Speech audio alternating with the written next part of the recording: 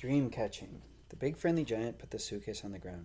He bent down low so that his enormous face was close to Sophie's. From now on, we is keeping as still as winky little miceies, he whispered.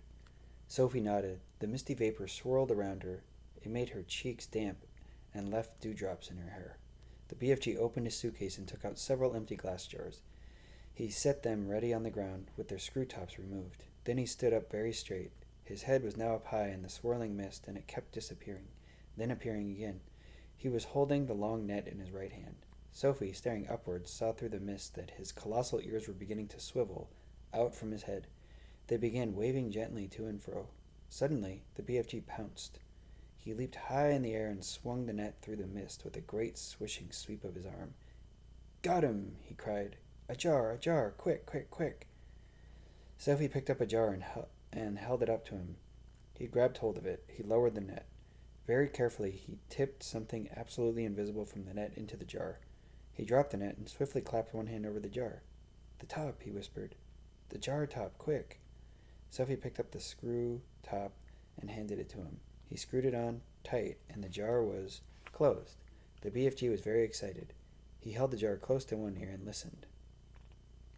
"It's a wink squiffer," he whispered with a thrill in his voice. It's even better. It's a fizz wizard. It's a golden fizz wizard." Sophie stared at him. Oh my, he said, holding a jar in front of him. "This will be giving some little toddler a very happy night when I is blowing in it." "Is it a really good one?" Sophie asked. "A good one," he cried. "It's a golden fizz wizard. It is not often I am getting one of these." He handed the jar to Sophie and said, "Please be still as a starfish now. I is thinking there may be a whole swarm of fizz wizards up here today. And do kindly stop breathing. You is terribly noisy down there." "I haven't moved a muscle," Sophie cried. "Then don't," the BFG answered sharply. Once again he stood up tall in the mist, holding his net at the ready. Then came the long silence, the waiting, the listening, and at last with surprising suddenness came the leap and the swish of the net. "Another jar!" he cried. "Quick, quick, quick!"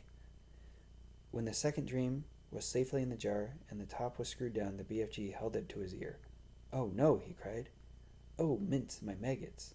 Oh, swipe my swoggles!" "What's the matter?" Sophie asked. "It's a trogglehumper," he shouted. His voice was filled with fury and anguish. "Oh, save our souls!" he cried. "Deliver us from weasels! The devil is dancing on my dibbler."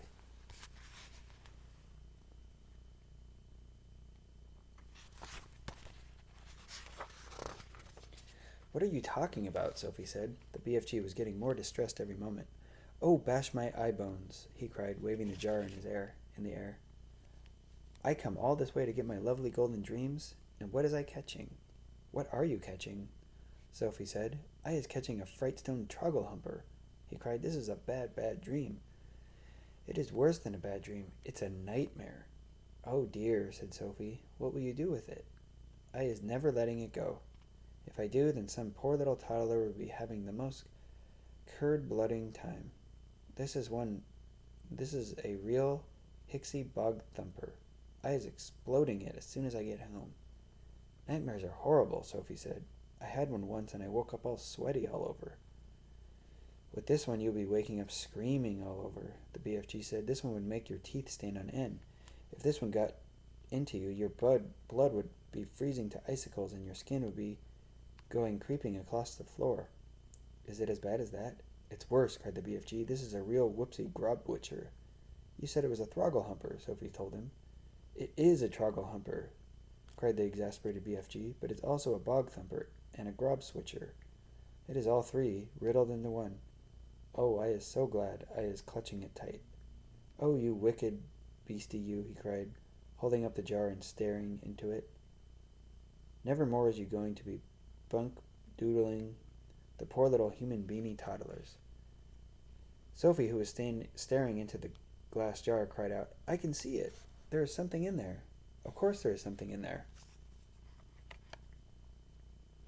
The BFG said, "You was looking at a frightsome trogglehumper. But you told me dreams were invisible."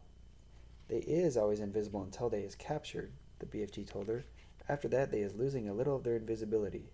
We will see this one very clearly." Inside the jar Sophie could see the faint scarlet outline of something that looked like a mixture between a blob of gas and a bubble of jelly. It moved violently, thrashing against the sides of the jar in forever changing shape.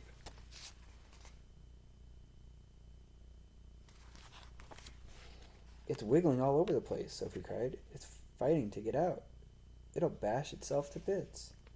The nastier the dream, the angrier it is getting when it is in prison, the BFG said. It's the same as with wild animals. If an animal gets very fierce and you is putting it in a cage, it will make a tremendous rumpeldumpus.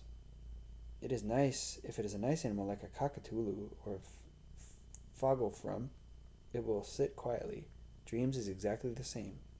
This one is a nasty, fierce, bog-rotting nightmare.